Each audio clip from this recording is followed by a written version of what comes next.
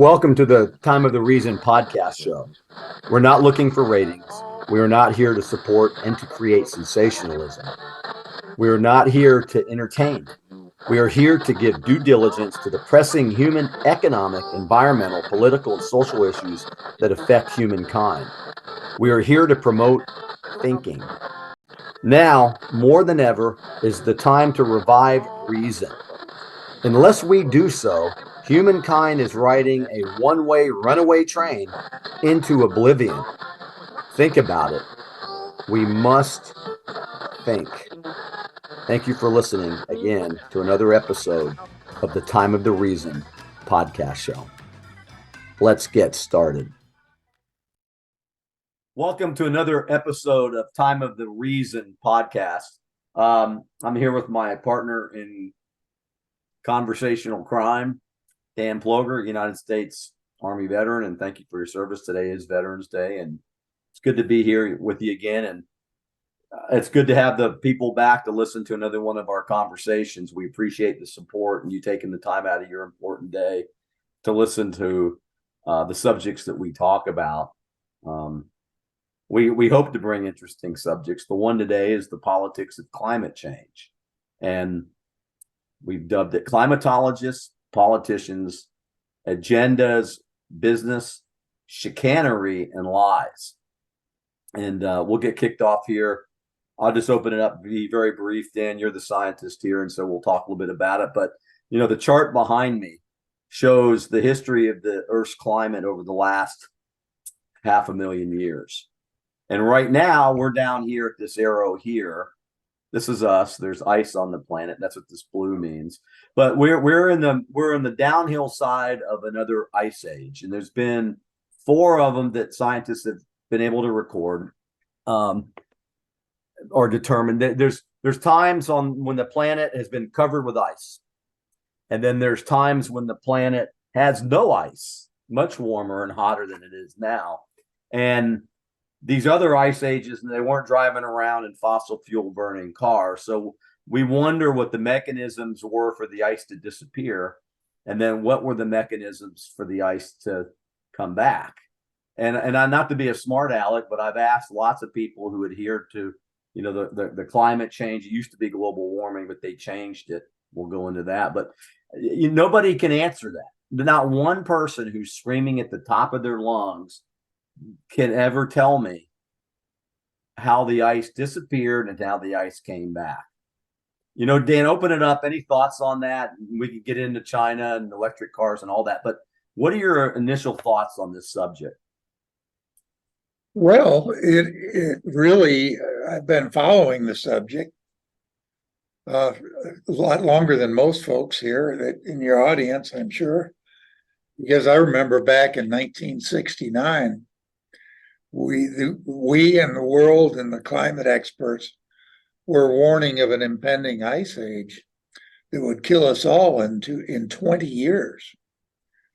So this was serious. It's just every bit as serious as today's warnings about climate warming and the catastrophic results of that. And so it was a puzzle to me when this talk about global warming all of a sudden changed from global cooling that we'd all been taught. And that happened in the 90s. And as a result of that, I thought, well, there's a lot I don't know about this subject. I'd like to use my training as a scientist, as an applied scientist, to try and understand these phenomena a little better. I bought 3 books and read them. That's my favorite kind of reading. I like those types of books, nonfiction rather than fiction. But nonetheless, the arguments that I saw supporting global warming, and then the absolute despicable appearance of Albert Gore and his ridiculous,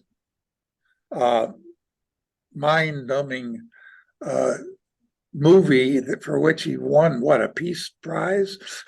Yeah, The Inconvenient Truth. And Ain't it true that they What show she, to what, every child in the world? yeah, and what she did say. Now I know it's 2023. I believe I don't want to be misquoted, but I'm pretty sure he said that by 2015 or 2016 in the movie, he said there would be absolutely no ice. The seas were going to rise like 4 feet, and every coastal town on the planet would be knee deep in water. And we haven't seen any of that, have we? No, no, none of this. And so I did a lot of reading, as I said, and then other independent research. And I really found from reading everything that um, these models that they were using were insufficient. They were inadequate. They some of them didn't even include the fact that carbon dioxide is food for 50% of life on Earth. And why is that considered a pollutant, which the Democrats in the Environmental Protection Agency declared? Why is CO2 a pollutant? It more and more became, and there were things that were omitted. There were facts like understanding of what a mathematically chaotic system is and what it means. And that's what the weather is. The weather is a chaotic system, much like our economy. When bad things hit, they hit all at once. And that's just the nature of chaotic systems, is that very minor perturbations tend to become exaggerated. So what I saw and what all my research did over 40 years was lead me to the conclusion what we're dealing with here is more of an ideology. It's more of a religion than it is science. Because what you're looking at in the background there would be considered science and people will stand by it. But what's the source of that information? The source of that information are things like ice extractions from Yeah, Antarctica. core samples. Yeah. And that's been proven to be indicative that what happened in Antarctica is what happened throughout the world. I mean, the number of assumptions that are made by every proponent of climate changing in any effect is stupendous. But nowhere, and one of the first things that scientists need to do, and the basis of the scientific method says, let's throw this out to the world and open and invite criticism. This is part of the scientific method, uh, people. This is how it works, not the way that Albert Gore's movie was presented, and that dissent to the movie or to the messages of the movie was forbidden. Not at all. It's these things are supposed to invite. Now, what really became apparent to me was that there is true chicanery involved was when the IPCC was caught fudging the data. And this was a fact. This is what happened. And I'm sorry, just like I'm sorry, the O.J. Simpson trial, where it turned out the cops were crooked. As far as I'm concerned, you haven't got much of a case if the cops are crooked. You And know, I don't have much of a case, see much of a case if the climatologists are crooked. So I stand as an agnostic and a believer that nature tends to move when things are in good shape, tends to move slowly. it's funny we talk about science, and one of the things that got me with Al Gore, and I think John Kerry's hardcore, these the carbon credits.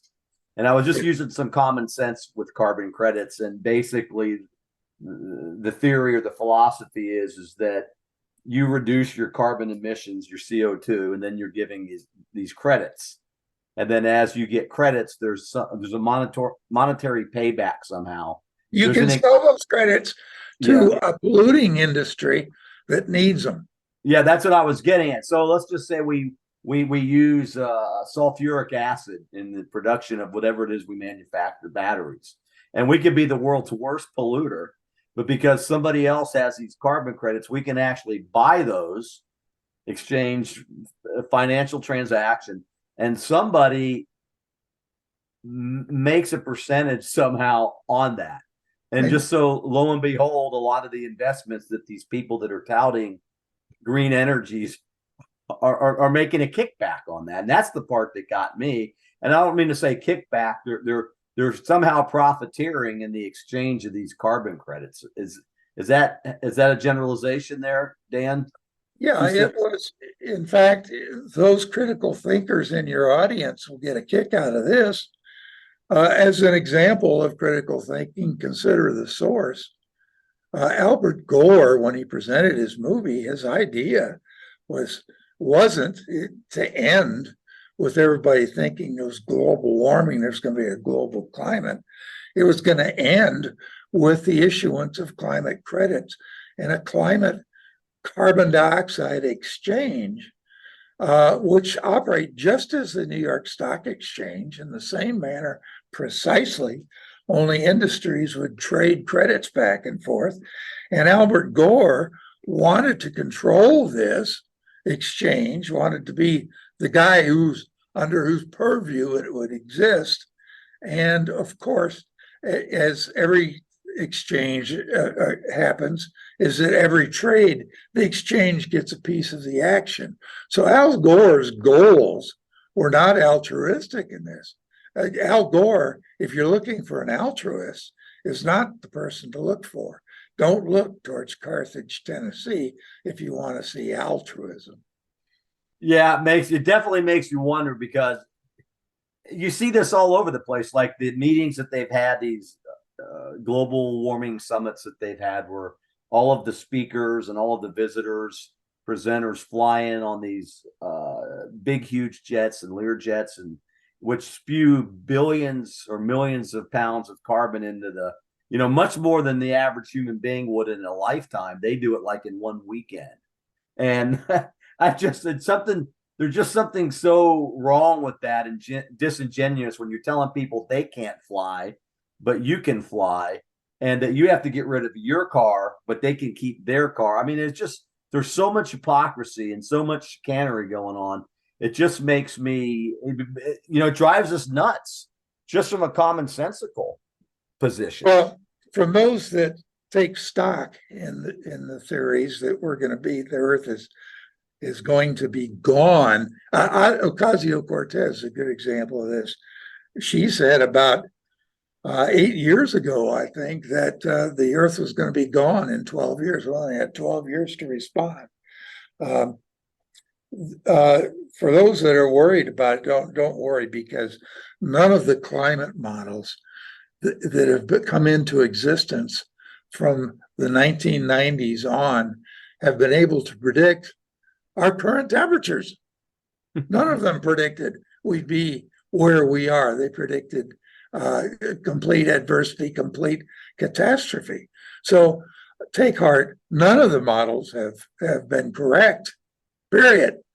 And you're dealing with a chaotic system. For those STEM students in your audience, it's an absurdity. It is. And I wanted to read something that I picked up somewhere along the way. It was a comment that somebody had made about climate activists. And it said, I'll just quote it here. It's climate activists and activists in general will get to their destination via fossil fuel powered transportation, spray paint structures with toxic chemicals and aerosols, then go to a bar and drink to celebrate. Afterwards, they will return home on the fossil fuel transportation they claim to hate, all of which were made possible by capitalism. Some of my favorite activists include the ones who will load themselves into plastic kayaks to save rivers and streams or to protect wildlife. The ones who use petroleum-based glues to secure their hands to concrete to protest the drilling of oil are exceptionally hypocritical and not too smart. But the ones who take the cake are those who fly long distances in jet airplanes, spewing tonnage of carbon dioxide into the atmosphere to attend think tank summits and to protest global warming. These special elitist activists are not using the good common sense that God gave them. They are arrogance personified. You know, and that's a comment, and if you didn't laugh, it would drive you absolutely bonkers. But there is an agenda. You know, when I find out that most of the wind turbines on the planet are in China, which by the way continues to build carbon or coal burning energy plants and factories, while we're trying to look for ways to reduce our carbon footprint. It's just you see where let's not forget about the lithium lithium mines. Yeah. I mean, it's absolutely. I mean, the guy who wrote that I just quoted talked about arrogance. The arrogance of these people to think somehow that they're smarter than the average Jane or Joe on the street, who more than likely use their common sense. That's the part that gets me. As if we're all, like everybody on the planet, like it's a global dunce syndrome. Like we can't see what's going on. And you mentioned this picture behind me. All you have to do is look at that. Anybody that thinks that global warming is an issue and the end of the planet's coming, just take a look at it. Think about it. Use your gray matter. I mean, this is not rocket science. It's climatology. It's basic, information that's been extracted from years of research to give us the ability to decide for ourselves what the hell's going on. And that's, you taught me a little bit about the second law of thermodynamics, and you mentioned it at the outset of the conversation, Dan, about, chaos and, degradation in systems. And the weather systems are no different. They degrade, there's conflict, there's chaos, there's good weather, there's bad weather. And whether or not you believe what we say here to be true or not is of no consequence. But what we do know is that there's a lot of nonsense and BS going on.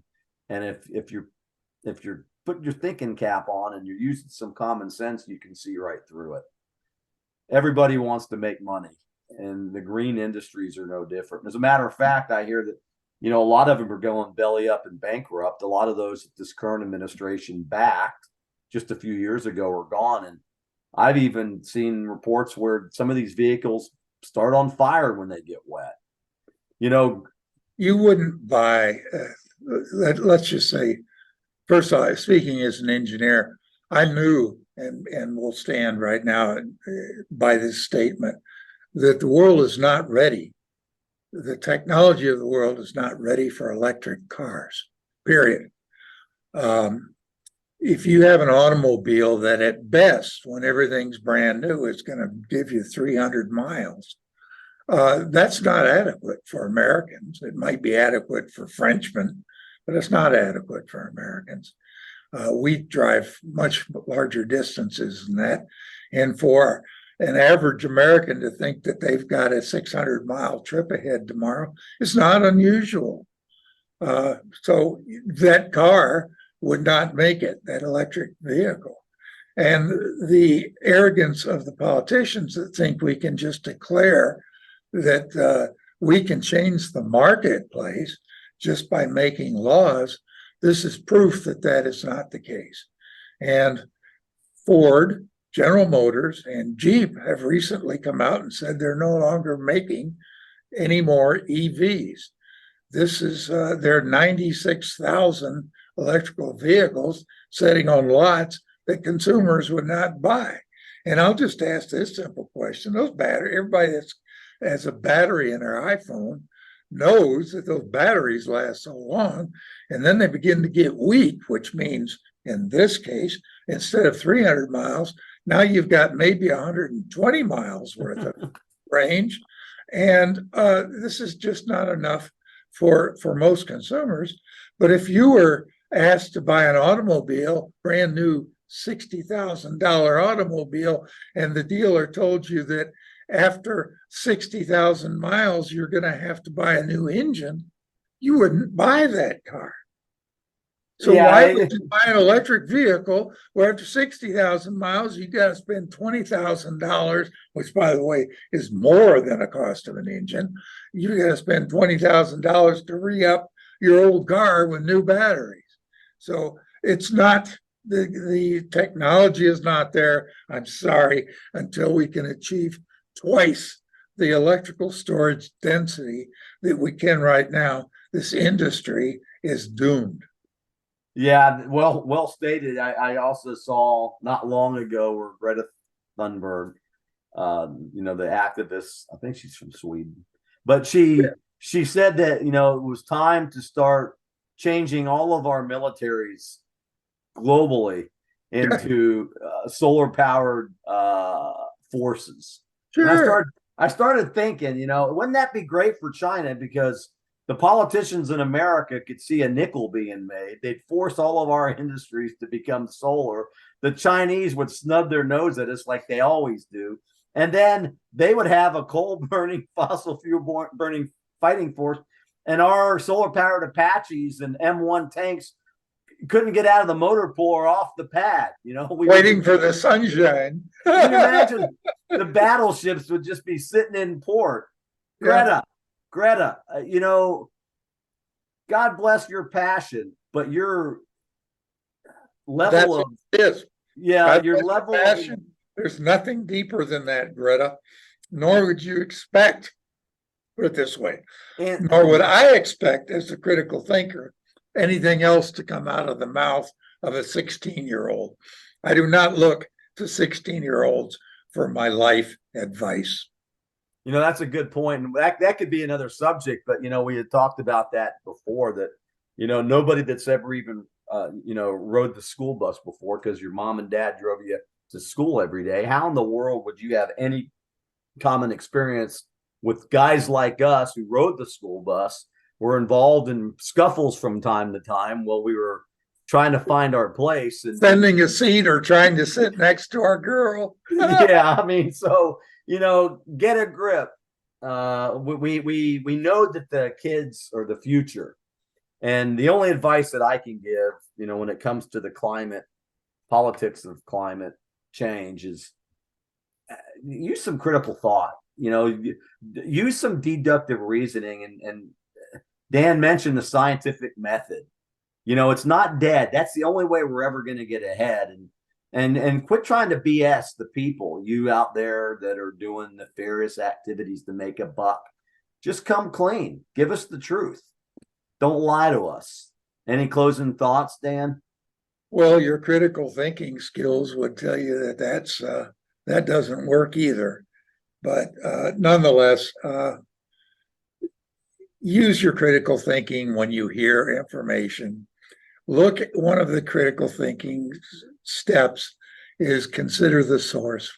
And what is it that the proponent is espousing? What is it that would lead to his well-being and his wealth? And you may find that messages are slanted in that direction. Keep thinking, folks. Just think hard. Great advice. Like always, we want to thank the audience and the viewers from tuning in to another episode of Time of the Reason podcast. Till next time, be safe, stay alive. Now, how's it go? Stay alert, stay alive. And all the better. Yeah, there you go. Talk to you again soon. Thank you. Okay. Thank you, John. Thank you for listening to another episode of the Time of the Reason podcast show. Now it's time to think. Logic and reason work. It's only common sense. Do your part.